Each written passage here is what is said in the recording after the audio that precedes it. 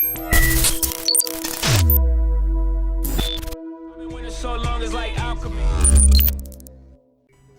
we go. Game 6, hoodie Steph, bearded bit.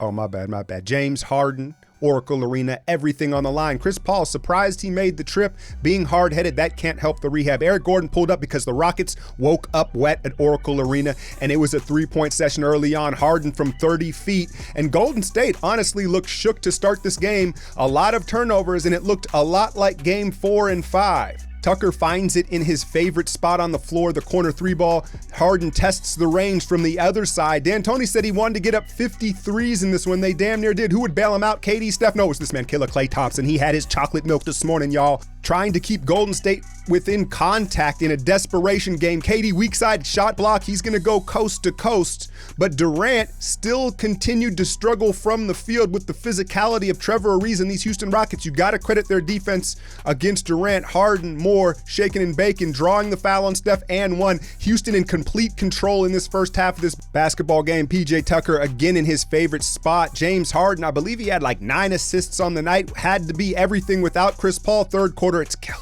Off the dribble. Keeping Golden State alive. Durant gets stripped. The hustle play, it's going to find Klay Thompson again. 9 of 14 from downtown, and I have never seen Klay this vocal, looking like he was becoming the leader of this team. Steph finally gets one to drop from outside. All of a sudden, the Warriors find themselves back in this game early in the third quarter. James Harden, more ISO ball, step back, doing what he does, and he finally found the bottom of the net from behind the arc. At one point, he had missed 21 straight, but look at the pace. This looks like Warrior basketball, and you know who couldn't miss? He was lock and loaded and didn't bat an eye, and then Steph decided to join the party. Triple threat, it's wet. Gerald Green in his face. Now getting a little confidence, he's shaking, step back. Eric Gordon, where'd you go? But like always with this team, it was the defense that ignited the offense. Draymond Green, the block in the corner, pushing again in transition. And they were just hunting from everywhere. This dude, when he gets like that, it's got to be demoralizing as the opposing team, knowing he ain't gonna miss. Nick Young gave us big minutes. Look at the patience from Draymond. Steph, 29 points on the night as he finally found his confidence from behind the arc. Durant, quiet. He moved the ball to the hot hand. You gotta credit it. And Klay Thompson leads the Warriors in another Game 6. Hey, y'all need to go get that boom. Called it, man. Oh, it's really like gambling without risk. And what you're doing is you're picking live games, and as long as you're picking winners, your points are ranking up.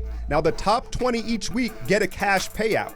But there's a special competition going on right now. The first person to 1,000 points in a week, that's $1,000 cash in your pocket. Man. All right, y'all. Here we go. And I've learned from my mistakes because I love basketball. I eat, sleep, and breathe it. I think about it all the time. And so that's, hence my channel and what I do. But, I'm a fan just like everybody else, man. And just like every other Warrior fan, I was writing their eulogy in the first half and in that first quarter.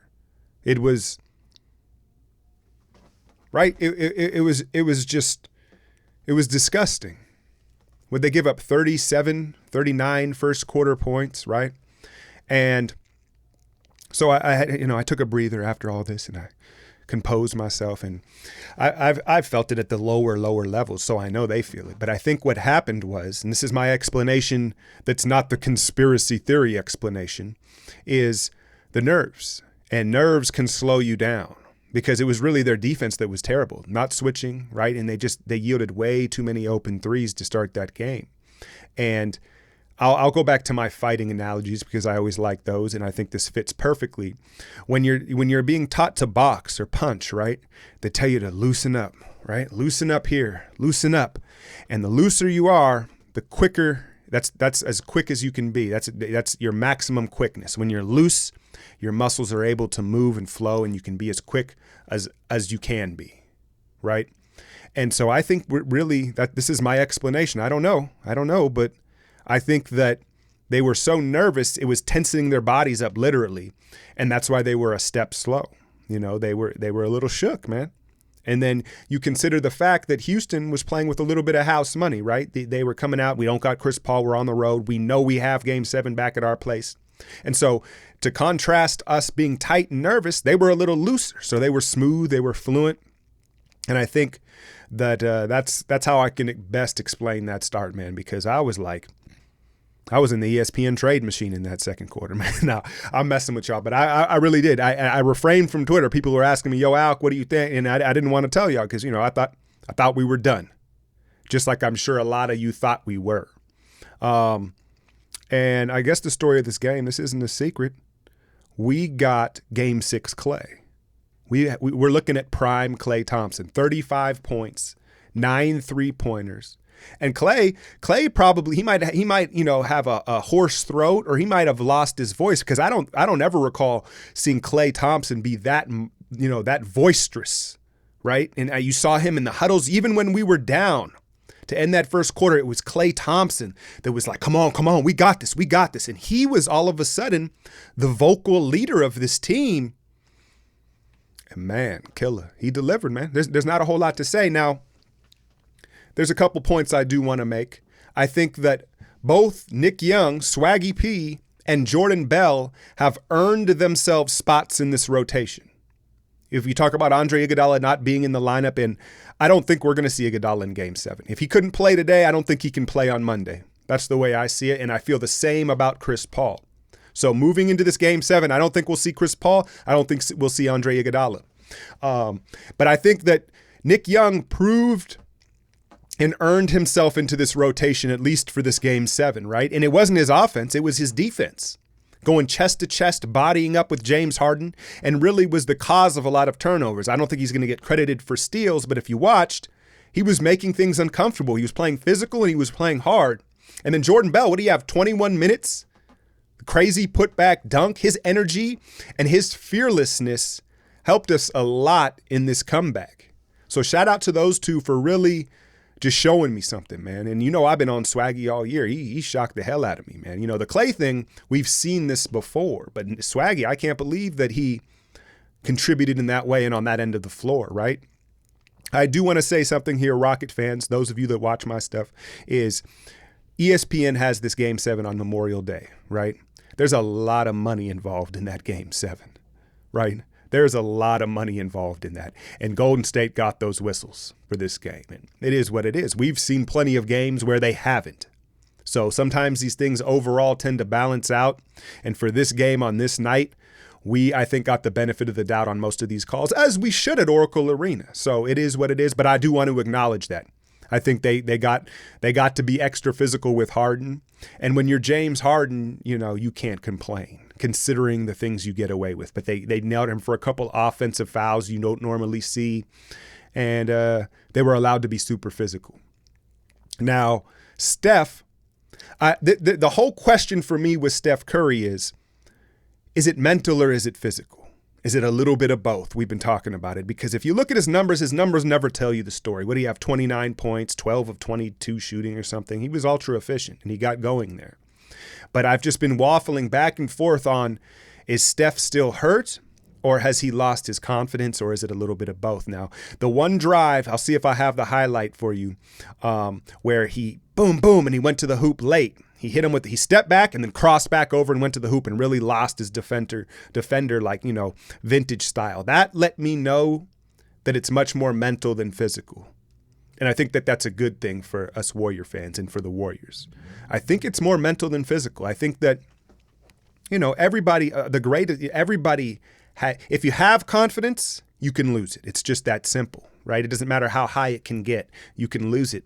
And I think that those little windows where he pulls the trigger, he just hasn't found that comfortability to pull the trigger like we're used to him seeing. But because it's mental, that means it can happen at any time. If it was physical, it would be much more of a process. So I think that that's a positive, and you saw him open up later in the game and do what he does. But all that being said, Kevin Durant, you owe us one, brother. You owe us one. And again, he wakes up and scores 25, 23 points, but he hasn't, what does he shoot? 35%? He's shot like 35% on the series. And so KD owes us one, right? He continues to struggle and really didn't have the impact you would expect for him to have on this game. Moving into Game 7, I think that things are going to balance out with that. Initially, that first quarter start had me so alarmed and shook that my mindset was like, well, even if we get to game 7, we ain't going to win that considering how we started this game. But what changes is we get back to nerves. Now it's on an equal playing field. And now you could even argue Golden State has the advantage in a game 7 just because they have that championship pedigree and that experience, where Houston, aside from Trevor Ariza, and maybe I'm leaving someone out, but I don't think I am, they don't have that experience. And now they're going to be just as tight as Golden State is to start the game, right? There's no more house money. So now they're not going to have that fluidity and that looseness that they took advantage of early in this game. So again, I don't think Iguodala or CP will play, and I'm not going to call anything. I'm too biased. I'm looking at this through a lifelong Warriors fan's goggles. I don't have an answer for you who's going to win. We just like this one. We got to sit down and see what happens, right? Sees what happens. See what happens. That's what it is, right?